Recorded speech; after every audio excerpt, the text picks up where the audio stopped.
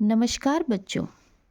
जैसा कि आप सभी जानते हैं, हाल फिलहाल में ही हमारे उत्तराखंड में फॉर्म आए नायब तहसीलदार, पूर्ति निरीक्षक, उपकारापाल, आबकारी निरीक्षक, गन्ना विकास आदि बहुत सारे पदों पर क्या है फॉर्म निकले थे और काफ़ी मात्रा में बच्चों ने क्या करा है, उन पदों के लिए क्या किया है, अप्लाई किया है फॉर्म। तो उसी के मद्देनज़र रखते हुए जैसा कि कुछ बच्चों ने मुझसे कहा था कि मैडम थोड़े क्वेश्चन करवा दीजिए जिससे हमारा रिवीजन हो जाए। आज के वीडियो में मैं उत्तराखंड के इतिहास के 25 महत्वपूर्ण प्रश्न आप सभी के लिए लेकर आई हूँ। ये इन प्रश्नों का कोई फॉर्मेट नहीं है, ये पूरे मिक्स्ड क्वेश्चन है। मतलब कि आपने तैयारी करी है तो आपका क्या होगा, शुरू से लेकर अंत तक का पूरा रिवीजन एक बार में हो जाएगा कि हाँ ये तो यहाँ से पूछा है, ये इस वंश से रिलेटेड प्रश्न है, या यहाँ पर इस राजा के बारे में बात किया जा रहा है आदि। आप वीडियो के एंड तक बने रहें, आपको एक से बढ़कर एक दिलचस्प प्रश्न देखने को मिलेंगे। और अगर आपको ये वीडियो पसंद आएगी तो हम क्या करेंगे, इसी प्रकार से प्रश्न आपके लिए लेकर आएंगे जिससे क्या हो सके, आप सबकी एक बेहतरीन तैयारी हो सके। स्क्रीन पर आपको प्रश्न दिख रहे हैं, आप चाहें तो कोशिश करिए कि आप उत्तर मुझसे पहले इन सभी का दें। तो आज का पहला प्रश्न है, कुमाऊं में चंद वंश का संस्थापक माना गया है। तो कुमाऊं में चंद वंश ने राज किया था और इसके संस्थापक पूछे जा रहे हैं। तो इसके संस्थापक थे हमारे सोमचंद। तो हमारे चंद वंश के संस्थापक हो गए सोमचंद।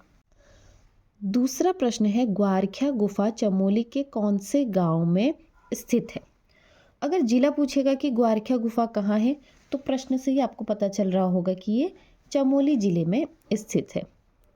अब वो प्रश्न क्या पूछ रहा है, ग्वारख्या गुफा चमोली के कौन से गांव में स्थित है। अगर गांव पूछेगा तो गांव का नाम है हमारा डुगरी गांव। डुगरी गांव में हमें ग्वारख्या गुफा मिलती है। आज का तीसरा महत्वपूर्ण प्रश्न, वशिष्ठ गुफा व विशिष्ट कुंड कहाँ स्थित हैं, कौन से जिले में स्थित हैं। ये मैंने जिला सीरीज जब आपको पढ़ाया था तो वहाँ पर ये आपको स्पेशली हाईलाइट करवाया था कि इतिहास की क्या है, महत्वपूर्ण प्रश्न है और ये परीक्षा में पूछा हुआ भी है। तो ये हमारा है टिहरी जनपद में। टिहरी जनपद में स्थित है हमारा विशिष्ट गुफा और विशिष्ट कुंड। अगला प्रश्न, बागनाथ मंदिर का निर्माण किसने किया। बागनाथ मंदिर है कहाँ पर, बागनाथ मंदिर है हमारा बागेश्वर में। तो हमारा चौथा प्रश्न, बागनाथ मंदिर का निर्माण किसने कराया था। तो बागनाथ मंदिर का निर्माण लक्ष्मी चंद ने करवाया था। आज के लिए आपका होमवर्क ये रहेगा कि आप ये बताएंगे कि बागनाथ मंदिर किस शैली में बना हुआ है, क्योंकि जब मैंने आपको बागेश्वर जिला पढ़ाया था वहाँ पे बताया था, और जो भी प्रसिद्ध मंदिर हैं वो किसने उनका निर्माण किया और वो किस शैली में बने हैं तथा वो किस जिले में स्थित हैं, ये बात आपको विशेष तौर पर याद रहनी चाहिए। दूसरी बात आपको क्या याद रहनी चाहिए कि उन प्रसिद्ध मंदिरों के आसपास, या अक्सर मंदिर किसी नदी के किनारे होते हैं तो कौन सी नदी बहती है। तो आज का होमवर्क में पहला प्रश्न, बागनाथ मंदिर किस नदी के किनारे स्थित है। दूसरा, किस शैली में बना हुआ है। ये मैंने पढ़ाया है तो उम्मीद करती हूँ आप कमेंट में इसका जवाब मुझे देंगे। अगला प्रश्न है हमारा, राजबुंगा किला किस चंद शासक ने बनवाया था। राजबुंगा किला पढ़ाया हुआ ही है। राजबुंगा किला सोमचंद ने बनाया था। अब होमवर्क आपके लिए, राजबुंगा किला किस जनपद में स्थित है ये आपको बताना है। क्या रहेगा होमवर्क, देखिए क्या रहेगा, आप भी क्या करोगे, थोड़ा सर्च करोगे, या जिसने पढ़ा है, मुझसे पढ़ा है या किसी और टीचर से जिससे भी पढ़ा है, वो क्या करेगा, रिवाइज करने की कोशिश करेगा कि हाँ मैंने पढ़ा तो था, तो मे भी उसको क्या हो, दिमाग पे जोर पड़े और वो याद करे। तो पहला जो आपका होमवर्क है वो प्रश्न नंबर 4 से है, याद रखिए। बागनाथ मंदिर की शैली वो किस नदी के किनारे पर स्थित है, याद रखना है। दूसरा होमवर्क आपका 5वें प्रश्न से है, राजबुंगा किला किस जनपद में स्थित है। आप चाहें तो कमेंट बॉक्स में कमेंट करके बताएं या फिर आप अपने कॉपी में नोट डाउन करके लिख लेना, लेकिन इनको ढूंढना ज़रूर। अगला प्रश्न है, कुमाऊं में गोरखा शासन कब स्थापित हुआ? अब ये भी पढ़ाया हुआ है आपको।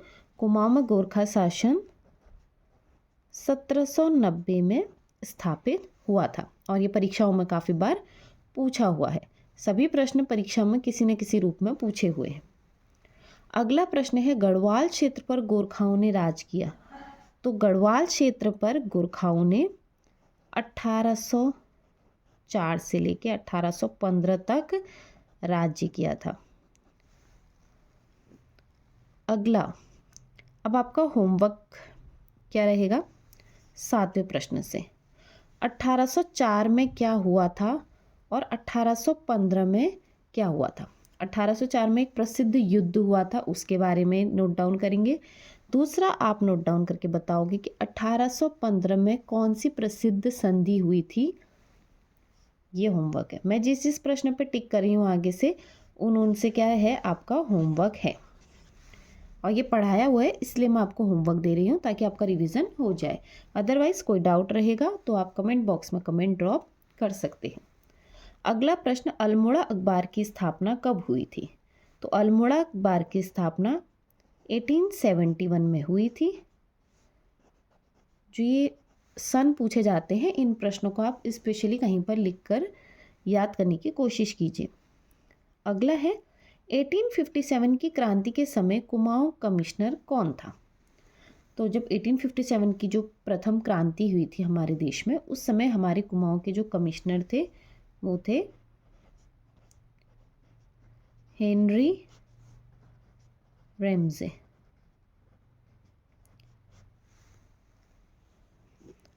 अगला प्रश्न, कौशिक समिति का गठन कब किया गया?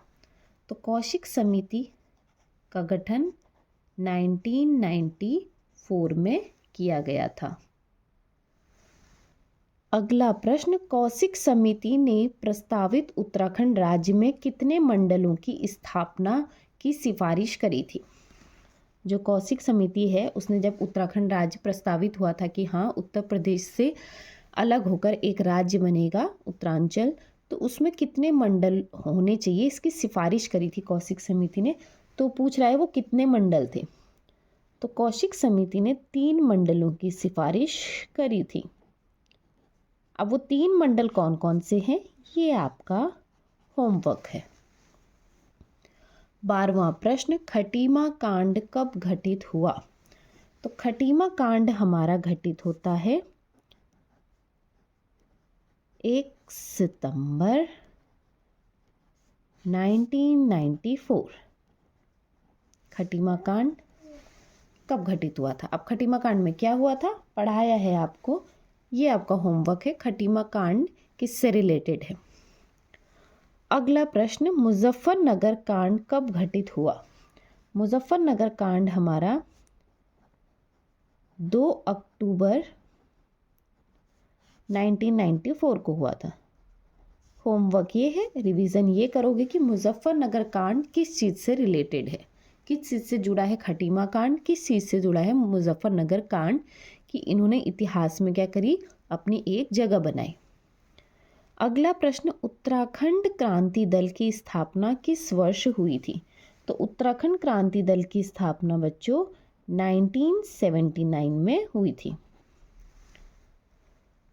अगला प्रश्न, उत्तराखंड राज्य निर्माण की जब घोषणा हुई थी लाल किले से, तो उस वक्त वो घोषणा किस प्रधानमंत्री ने करी थी? लाल किले से उत्तराखंड राज्य निर्माण की घोषणा करने वाले हमारे प्रधानमंत्री थे HD देवगौड़ा। HD देवगौड़ा हमारे क्या थे, उस वक्त प्रधानमंत्री थे। अगला प्रश्न, उत्तरांचल नाम बदलकर हमारे राज्य का नाम उत्तराखंड कब हुआ? ये तो अब बच्चे बच्चे को याद हो गया होगा। 1 जनवरी 2007 से हमारे राज्य का नाम उत्तरांचल से बदलकर उत्तराखंड हुआ, और 9 नवंबर 2000 से ये क्या था 2006 तक उत्तरांचल नाम से जाना जाता था। अगला प्रश्न, गढ़वाल के लिए केदार खंड व कुमाऊं के लिए मानस खंड का उल्लेख कहाँ से मिलता है? ये जब मैंने आपको पढ़ाया था तब बताया भी था कि गढ़वाल को केदार खंड कहा जाता था, कुमाऊं को इतिहास में मानस खंड कहा गया। लेकिन ये पूछ रहा है उसका उल्लेख मिला कहाँ से। इतना तो हमें पता है इतिहास में कहा जाता था, इसका उल्लेख मिलता है हमें स्कंद पुराण में।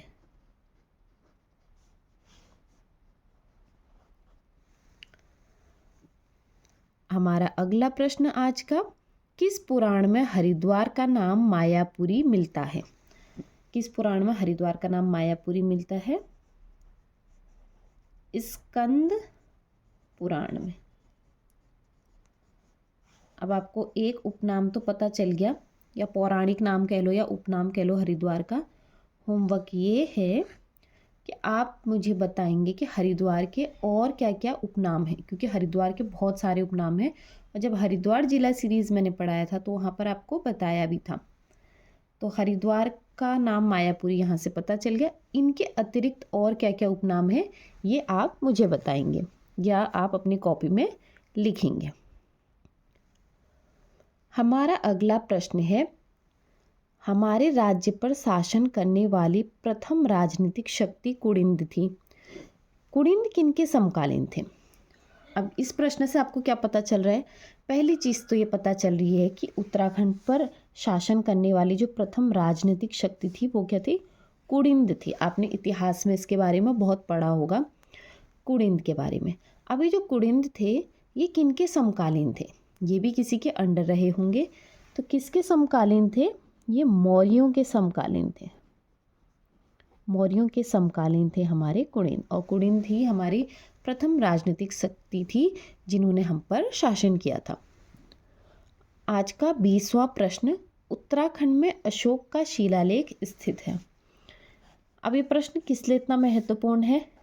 पहला तो इतिहास से जुड़ा है, दूसरा चक्रवर्ती सम्राट अशोक से जुड़ा है जिनका इतिहास में बहुत बड़ा योगदान है।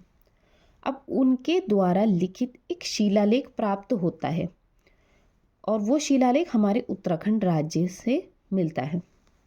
तो ऐतिहासिक कोई भी तथ्य या शिलालेख कहीं से मिलते हैं तो वो क्या होते हैं? साक्षात प्रमाण होते हैं उस समय के। तो जो अशोक के शिलालेख हमें मिले हैं वो मिले हैं देहरादून के कालसी से। ये जब मैंने आपको देहरादून जिला सीरीज पढ़ाई थी तब भी बताया था कि कालसी में मिलते हैं अशोक के शिलालेख। कालसी कहाँ है? देहरादून में है, आप सभी को पता होगा। अगला प्रश्न, गुप्त वंश का संस्थापक कौन था? हमने चंद वंश का तो पहले प्रश्न में पढ़ा, अब 21वें प्रश्न में वो पूछ रहा है गुप्त वंश का संस्थापक कौन था? तो ये थे श्रीगुप्त। अब जितने भी वंश हैं उनसे आपको क्या मेन चीज़ याद रखनी है? संस्थापक कौन था, अंतिम राजा कौन था, फिर उस वंश का सबसे चक्रवर्ती राजा कौन था, या कोई राजा जिसने बहुत महान कार्य किया है उसके बारे में पूछा जाता है, या पूछा जाता है किसी राजा ने क्या है जो विशेष प्रकार के कर लगाए हैं या किसी राजा ने कोई कर माफ़ किए हैं, उससे रिलेटेड प्रश्न अक्सर बनते हैं, तो इनका आपको ध्यान रखना है। अगला प्रश्न, कटारमल का प्रसिद्ध सूर्य मंदिर कहाँ स्थित है? अब कटारमल का मंदिर किस देव का है पूछा जाएगा तो पता चल गया ना, सूर्य देव का है। अब जब अल्मोड़ा जिला सीरीज पढ़ाई थी तब बताया भी था कि अल्मोड़ा में स्थित है हमारे राज्य का प्रसिद्ध सूर्य मंदिर। तो प्रश्न पूछ सकता है कटारमल का प्रसिद्ध सूर्य मंदिर कहाँ स्थित है? जैसा ये है हूबहू इसी प्रकार का प्रश्न पूछेगा तो आपको अल्मोड़ा लिखना है। इन केस अगर वो पूछता है कटारमल का जो प्रसिद्ध मंदिर है वो किस देव को समर्पित है, क्योंकि प्रश्न हमारे उत्तराखंड में ऐसे भी पूछे जाते हैं कि इस मंदिर में किस देव की पूजा होती है, तो वो भी आपको पता होना चाहिए कि कटारमल में सूर्य देव का मंदिर है। अगला प्रश्न, चंद वंश का अंतिम शासक कौन था? तो चंद वंश के जो अंतिम शासक थे वो थे महेंद्र चंद।